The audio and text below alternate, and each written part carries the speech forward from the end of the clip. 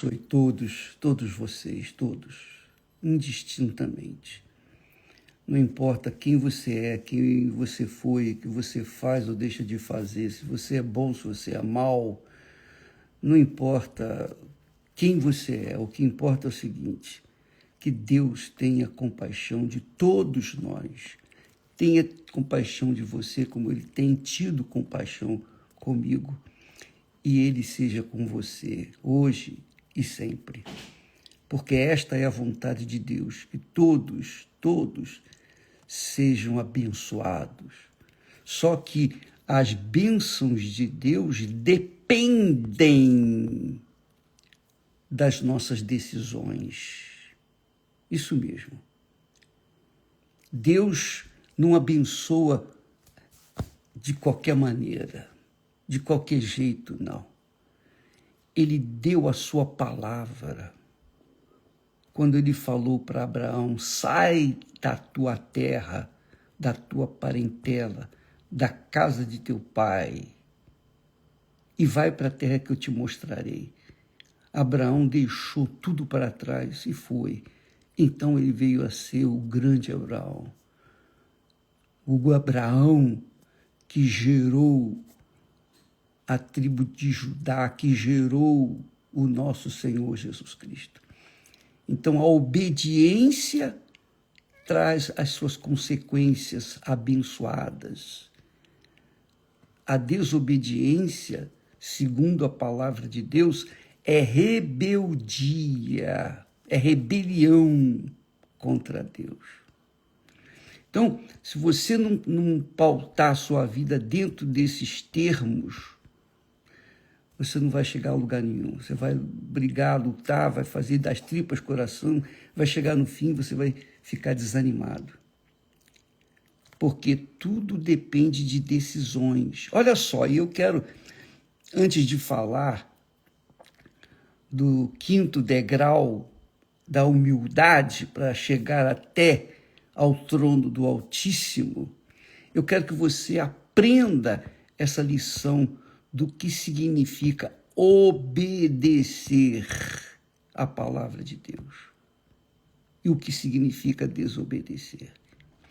Nós temos aqui no texto de 1 Reis, capítulo 13, por favor, seria bom que você acompanhasse a leitura para você entender melhor, não só ouvir, mas ler e acompanhar com os seus olhos, o seu pensamento, para que você saiba como Deus age em relação a todos nós, indistintamente. Veja só, no capítulo 13 de 1 Reis, diz o texto o seguinte, é uma história extraordinária, magnífica, mas que dá um exemplo claro de como Deus trata seus servos e não servos. Presta atenção. E eis que, por ordem do Senhor Deus, veio de Judá, lá de Jerusalém, até Betel, um homem de Deus.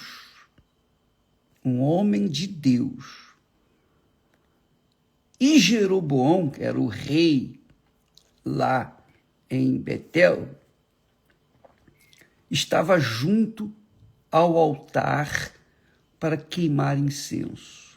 Ele, rei, queimando incenso. Desobediência total a Deus. Rebeldia total contra Deus. Só que ele queimava incensos à idolatria, aos ídolos. E mesmo que fosse para Deus, ele não tinha autoridade para fazê-lo.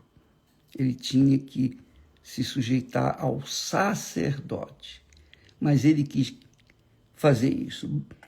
E ele clamou contra o altar, por ordem do Senhor. Agora veio o homem de Deus e clamou contra a ordem, por ordem do Senhor, contra o altar que Jeroboão estava oferecendo sacrifícios.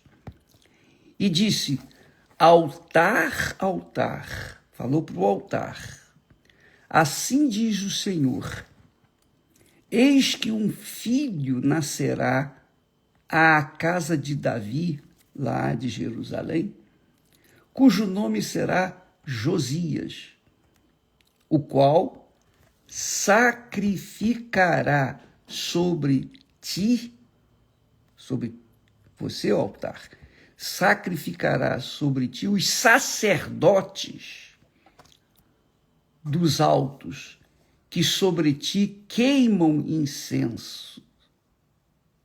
Então, os sacerdotes que estavam queimando incenso,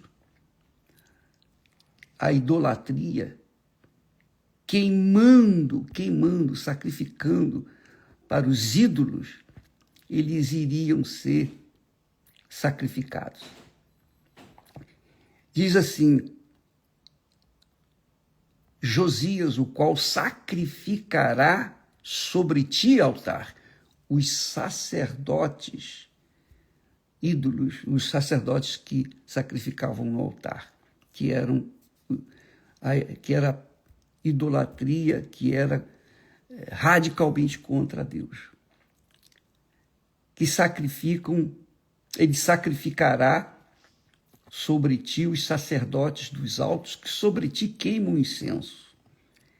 E ossos de homens se queimarão sobre ti. Quer dizer, ossos humanos como os demais sacrifícios. Veja, presta atenção, hein, minha amiga e meu caro amigo. E deu, naquele mesmo dia, um sinal, dizendo, este é o sinal de que o Senhor falou. Eis que o altar se fenderá e a cinza que nele está se derramará. O altar, esse altar.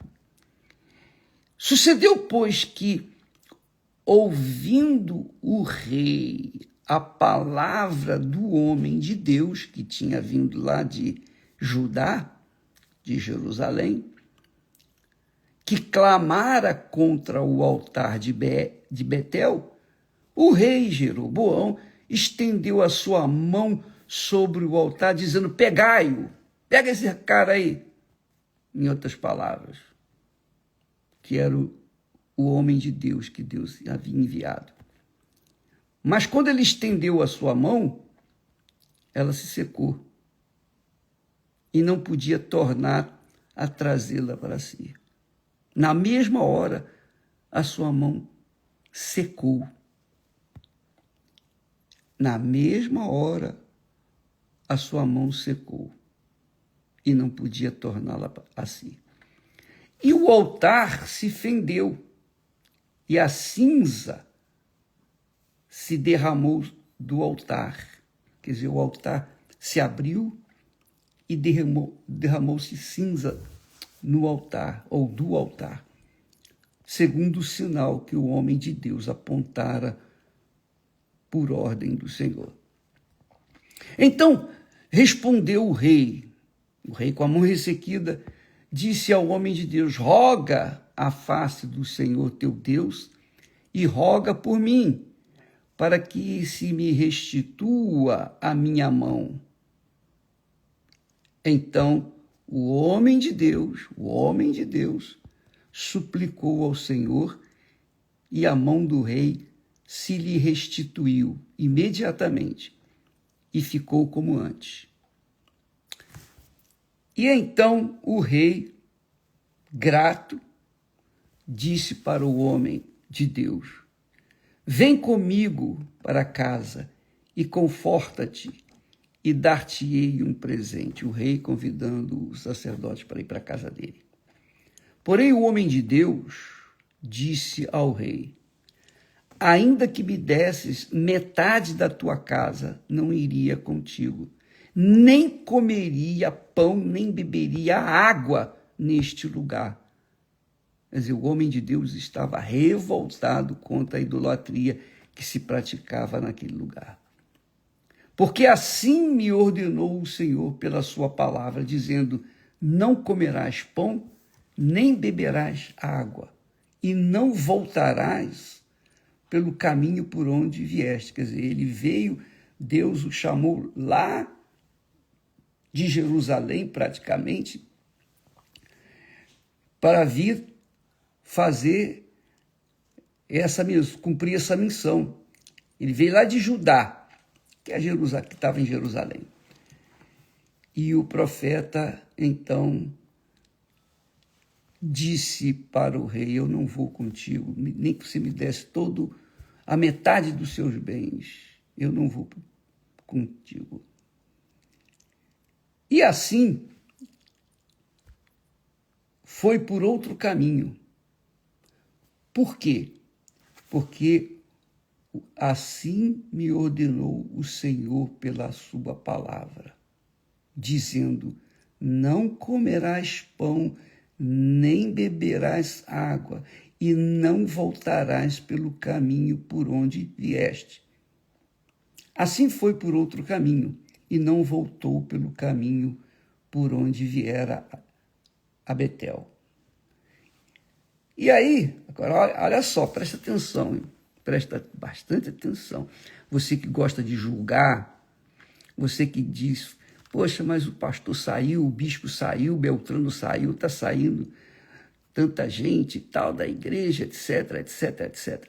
Presta atenção, hein? Muita atenção, porque aqui nós vemos uma clara demonstração do que diz o coração e o que diz a razão. Deus é razão, Deus é palavra, Deus é inteligência.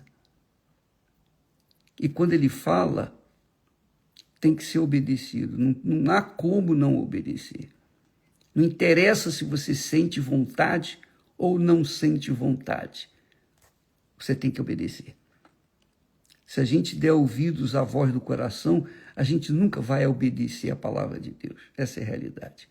Porque o coração é enganador, cruel.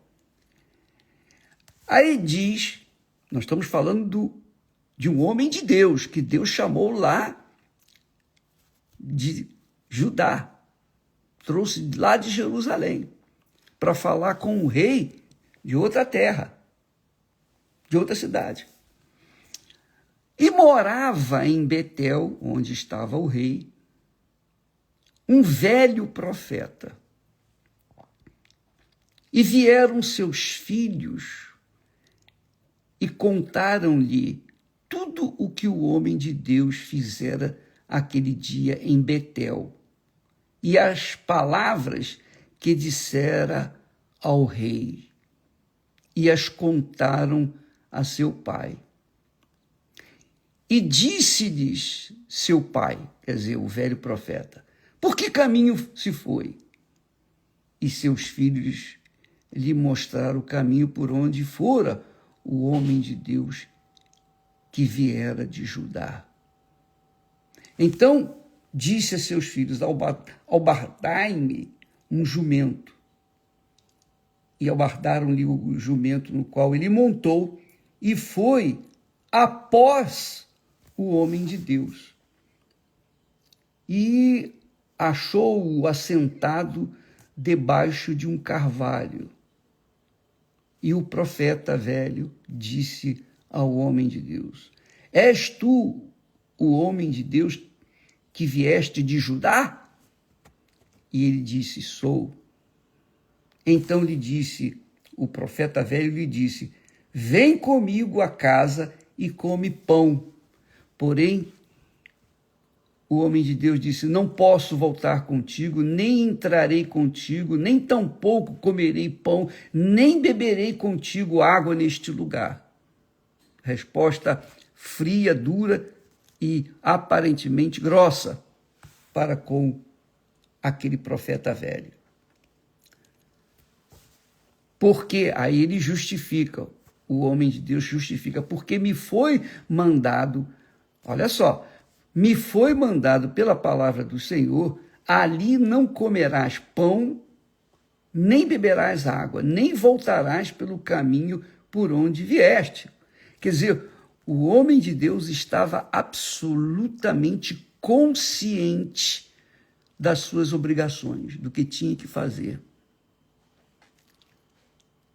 E ele lhe disse, o profeta velho, olha só, o profeta velho mentindo, disse para ele, olha, eu também sou profeta como tu, e um anjo me falou por ordem do Senhor, olha só, um anjo, mentira dele, dizendo, faze eu voltar contigo à tua casa para que coma pão e beba água. Mentiu-lhe. O profeta velho mentiu para o homem de Deus. E o homem de Deus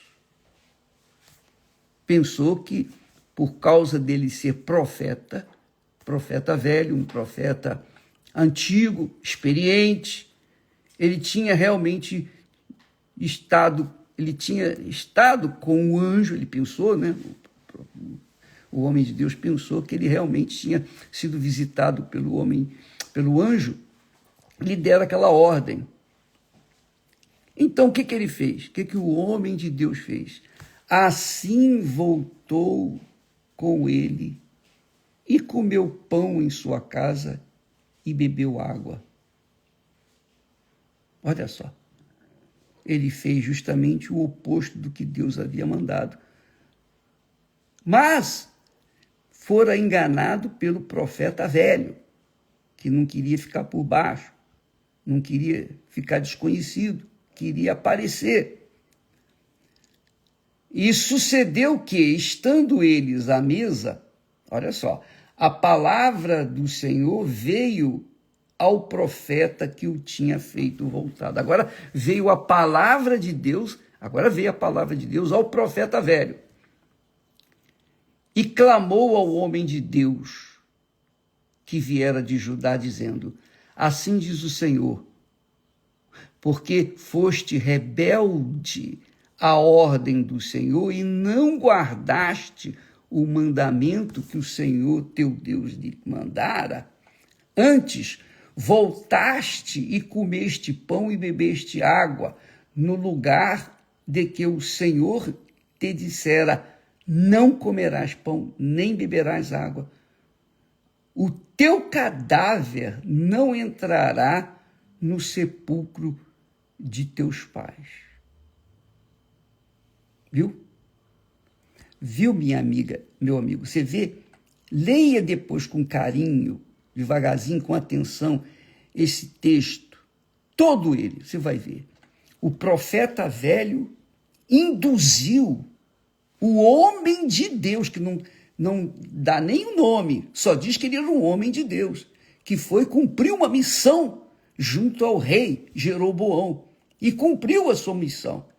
Só que na volta, ele deu ouvidos à voz do profeta velho.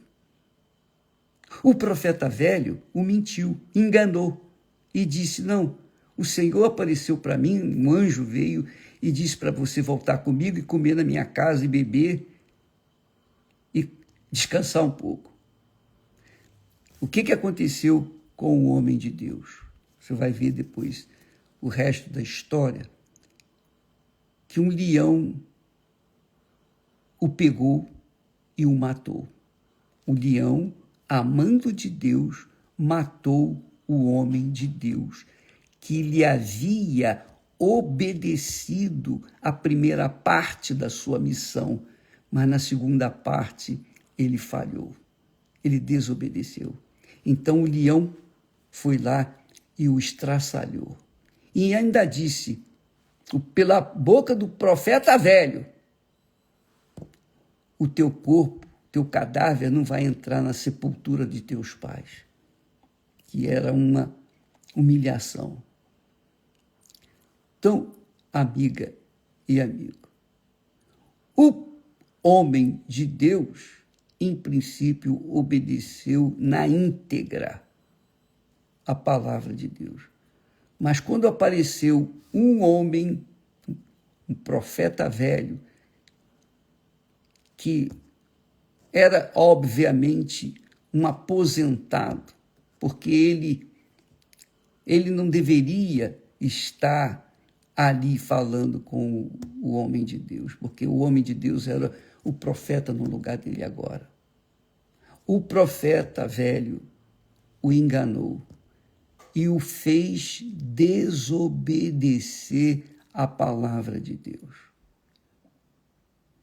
Aí você diria, bispo, não é injustiça da parte de Deus? Foi justamente o que eu pensei quando eu li esse texto a primeira vez, lá atrás, no início da minha carreira. Quando eu li, eu fiquei revoltado, mas fiquei revoltado assim. Falei, poxa, mas isso não é justo. Ele foi enganado, Senhor. Ele foi enganado. O profeta velho enganou o homem de Deus. Ele não teve culpa. Ele teve culpa, sim. Ele teve culpa. Hoje nós sabemos, hoje nós temos entendimento que o homem de Deus, apesar de ser homem de Deus, que tinha feito a mão do rei ressecar e depois tornado a saúde perfeita, aquele homem de Deus, tinha vindo lá de Jerusalém, Judá, justamente para cumprir uma missão. Mas quando ele cumprisse a sua missão, ele tinha que vir embora por outro caminho e não comer esse pão nem beber esse água na casa de ninguém. Tinha que vir direto para casa. Mas ele desobedeceu. Porque ele foi enganado pelo profeta velho. O profeta velho não ia perder nada. Quem perdeu foi o homem de Deus. Ele foi estraçalhado pelo leão. E o leão não comeu o jumento. O leão não fez nada com o jumento. Você pode ler a história, bacana a história. O leão cumpriu a missão dele, estraçalhou o homem de Deus. Porque ele desobedeceu à palavra de Deus. Ele sabia, ele tinha consciência de que não podia voltar, ainda que lhe aparecesse um anjo e lhe falasse, não, volta para trás, vai fazer isso. Ele não podia desobedecer à palavra de Deus, à ordem de Deus. E assim são as pessoas, elas julgam pelas aparências e se esquecem de que o homem de Deus, ele não pode dar ouvidos a ninguém, nem a profeta novo, nem a profeta velho, a ninguém, senão a palavra de Deus. Porque quando a pessoa, movido pelo sentimento, porque o homem, o profeta velho, movido pelo sentimento, quis dar um agrado para aquele servo de Deus, queria honrá-lo, mas Deus não havia mandado ele fazer aquilo. Ele simplesmente tentou e ele conseguiu levar o homem de Deus a pecar contra Deus. E por isso ele foi morto pelo leão. Quem fez? Deus. Você entende, amiga e amigo? Por que essa campanha, na subida até o trono do Altíssimo neste domingo? Por que você deve ir não pensando no coração, não pensando no sentimento, não indo por causa da música, do oba-oba, o ambiente gostoso da igreja? Você vai subir no altar, isso não vai resolver o seu problema. Nem você vai levar aquela oferta generosa para colocar no altar. Não vá pensando em dar suas ofertas, pensando simplesmente em agradar a Deus. O que agrada a Deus é obedecer à sua palavra. É isso que agrada a Deus. Você quer agradar a Deus? Então contrarie o seu coração, contrarie os seus sentimentos. Deixe de fazer a sua vontade, faça a dele. Aí você vai agradar a Deus. Quer dizer, não vem com aquela conversa mole para boi dormir, não, porque Deus sabe o que está no coração de cada um de nós. Não vem com baboseira, aleluia, graças a Deus, eu te louvo, eu te amo, eu te amo. e no fundo é apenas hipocrisia.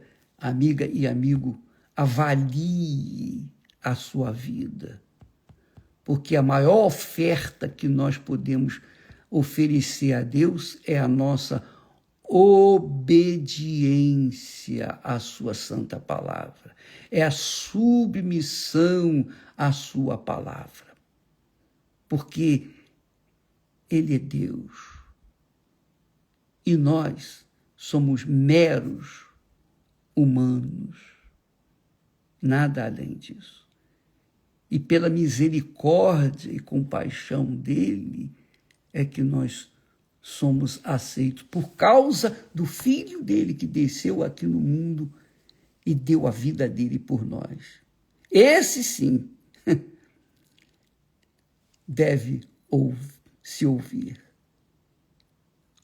Quando Pedro, Tiago e João estavam lá em cima, no Monte da Transfiguração, apareceu também Elias, o profeta, e também apareceu Moisés. Mas Jesus estava ali junto com os discípulos. Então ouviu-se uma voz do céu que lhes disse, eles ouviram essa voz do céu, eles viram Moisés, que era o grande líder de Israel, eles viram Elias, o grande profeta Elias, que não experimentou a morte, mas Deus falou a Jesus e apontou para Jesus, a ele ouvir. Mesmo que apareça Moisés para você, mesmo que apareça Elias para você, quem quer que seja, nós temos que ouvir a voz de Deus, a palavra de Deus.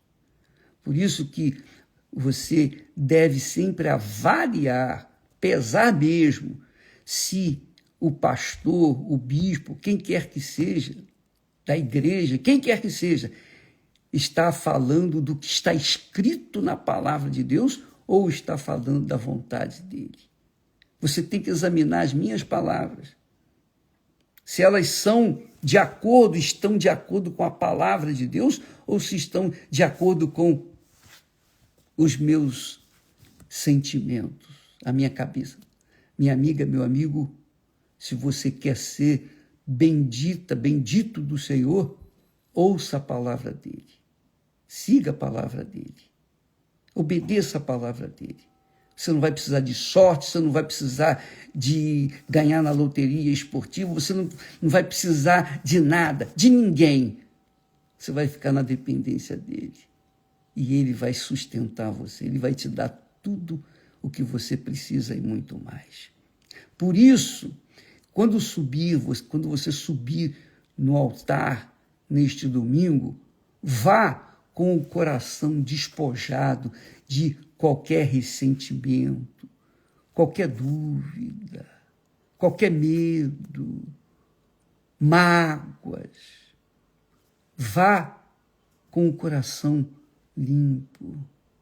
Vá com o coração limpo, porque é como diz aqui o texto sagrado, tendo os corações purificados da má consciência. Coração purificado da má consciência é aquele coração limpo. Você entra na presença de Deus, meu Deus, eu não tenho ressentimento contra ninguém, eu não desejo mal a ninguém, eu sou o que sou, eu venho aqui entregar a minha vida. O que eu sou, eu entrego nas tuas mãos, o que eu tenho, eu entrego nas minhas mãos, que é o meu coração. A minha oferta é o meu coração. Sincero, verdadeiro. Eu estou aqui para te agradar. O que o Senhor quer que eu faça, meu Pai? Então, quando você subir no altar neste domingo, não suba pensando que a sua oferta generosa vai agradar a Deus e ele vai te abençoar. Não faça isso. Você tem que ter o coração purificado da má consciência. Eu sei que é difícil para muitas pessoas, Normalmente, as pessoas sinceras se agarram muito ao coração. Mas você tem que se libertar desse coração, que é, digamos assim, um foco dos sentimentos enganosos, que faz você sentir-se bem em determinado momento, mas logo depois passa aquela emoção e você volta a estaca zero, volta à frieza espiritual. Então, amiga e amigo, o ambiente da igreja, do altar da igreja, tem que ser o ambiente que você vá viver 24 horas por dia. Não ter aquelas emoções, aquele sentimento, aqueles hinos bonitos, lindos, maravilhosos, que fazem a gente chorar, mas que não resolvem, porque quando saem daquele ambiente, o coração fica frio novamente, gelado outra vez. Então, vá com o coração despojado de amarguras, ressentimentos. Perdoa a pessoa que lhe fez mal. Se você não sente vontade de perdoar, não importa. O que importa é obedecer a palavra de Deus. Ele diz, perdoai. Como é que eu posso perdoar o bispo? Ore pela pessoa. Oh, meu Deus, eu perdoo fulano, eu perdoo o Beltrano. Mas a pessoa não está ouvindo você, mas Deus está ouvindo. Deus está te ouvindo. Deus está vendo o seu esforço sobrenatural para perdoar aquela criatura, não é verdade? Então, isso equivale. Perdoa de coração. Oh, meu Deus, eu oro pela fulana, pelo Beltrano, que me fez mal, que desmanchou meu casamento, que destruiu o meu lar, que destruiu a minha vida. Eu oro por ela. Eu sei que é difícil, mas não é impossível. Mas essa é a oferta que agrada a Deus. Não suba no altar neste domingo se o seu coração estiver magoado. Não suba, não vá. Você vai perder seu tempo. Ainda que você pegue todo o dinheiro do mundo e leve para o altar, coloque lá, não vai agradar a Deus. Seu coração tem que estar purificado da má consciência. Então, coração purificado da má consciência significa livramento. Você está livre dos sentimentos de justiça ou injustiça. Você confia na justiça de Deus. Entendeu? Pense bem, minha amiga, meu amigo. É a sua vida, não é a minha. Se você subir no altar com o coração cheio de mágoa, ou mesmo que tenha um pouquinho de mágoa, não pode ter mágoa nenhuma, tem que estar purificado. Então não vai valer a pena. Você vai apenas subir degraus normais e depois você vai voltar da mesma forma para casa. Não vai acontecer nada. Seja sincera, seja verdadeira, seja transparente, seja franca, seja realmente o que você é, assuma o que você é. Oh, meu Deus, eu estou aqui, eu não mereço, eu nem deveria estar aqui, mas eu venho. Se o Senhor me aceita, eu perdoo o fulano, eu não sinto vontade de perdoar, Senhor. Pode falar para Deus que Ele já sabe. Eu não sinto vontade de perdoar fulano, Beltrano, ciclano. Mas, como o Senhor manda perdoar, eu quero o bem dessas pessoas, eu perdoo. Confessa isso, fale isso, de forma que o diabo ouça e também Deus, para que você, sobretudo Deus, né? Para que você seja livre e possa sair do altar renovada, avivada, cheia do Espírito Santo, porque Deus vê esse esforço, esse sacrifício que você está fazendo, contrariando o seu próprio coração. Mas é o que resolve o problema. O remédio é amargo, é um fel, mas resolve. Isso que importa. Não é isso que você quer? Você não quer resolver a sua vida? Então, suba esse 5º degrau com o coração purificado da má consciência. Deus abençoe e até amanhã em nome do Senhor Jesus. Amém.